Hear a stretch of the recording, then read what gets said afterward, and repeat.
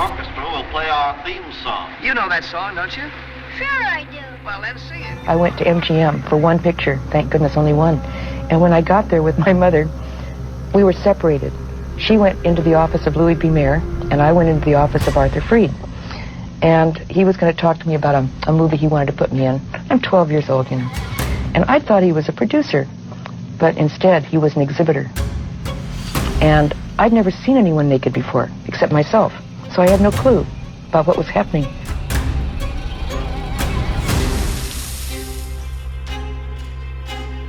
I've kind of come to think that Hollywood and Washington, D.C. have a certain kind of person.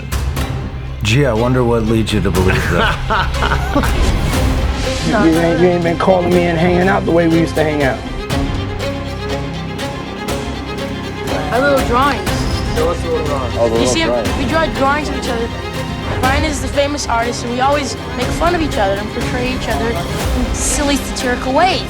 Leo's job on this set, for some reason, is to make fun of me all day long. People in Hollywood and D.C., they have a tremendous amount of power. People in Hollywood have the power to really sculpt Americans' attitudes about a lot of different things.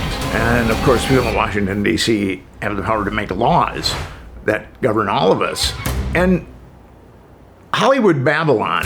By giving you a golden idol to worship. Kneel before your God, Babylon!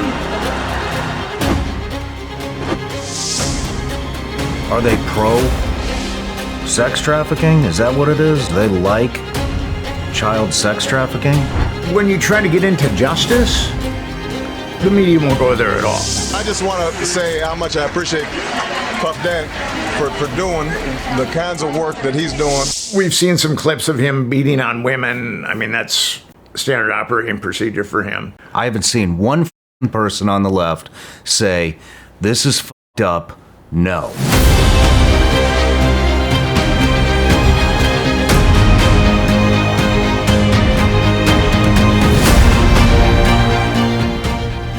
Is everybody guilty? I mean, like, what, did everybody have a hand in this? Like, why is nothing happening? What do you do to make just an amazing killer party?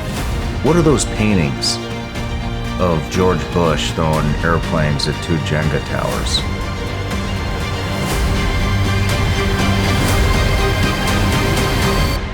Right. Just, you know, so you have, if you don't have what they need, they're gonna leave. Right. Got to keep them there. Right. You need locks on the doors.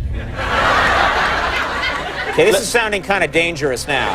It's a little kinky, but yeah. There's some dark corner of intelligence that's been doing this forever. Now, let that sink in for a minute. I mean, the admission to this party was that you had to drink the chosen drink that was handed to you. And now we know that in most cases, I would say 90% of the cases, these individuals were drugged with some sort of drug.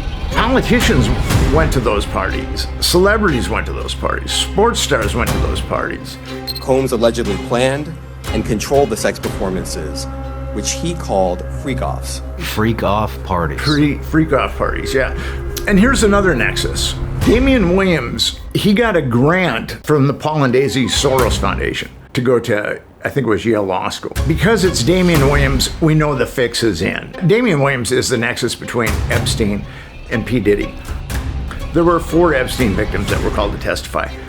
Now, those victims had only been molested by Epstein and Maxwell. They had not been molested by any of the power brokers. That was a very carefully choreographed trial. And you're going to go to Puff Daddy's. He's going in the 90s. Do you understand what that's like? Yeah, but you were 13. What were you seeing? I went there to see the lifestyle. Right. And I saw it. And it was, but I don't know if I could indulge and understand what I was even looking at. Another instance, this individual who was 9 years old at the time was taken to an audition in New York City with Bad Boy Records. Other boys were there to audition as well. All of them were trying to land a record deal. All of them were minors. You know what I see? I see a bunch of complicit people. Maybe they're complicit because they want that to happen. This individual was sexually abused, allegedly by Sean Combs and several other people at the studio in the promise to both his parents and to him himself of getting a record deal. And I'm not trying to polarize anything here. I'm just calling out what I see, and what I see is the left not doing anything to protect kids. People on the left think everybody's QAnon, and people on the right think everybody on the left is about woke. I live in New York City, which is kind of the epicenter of liberalism, and most people that I know that are on the left think it's completely insane. Then how does this stuff keep passing?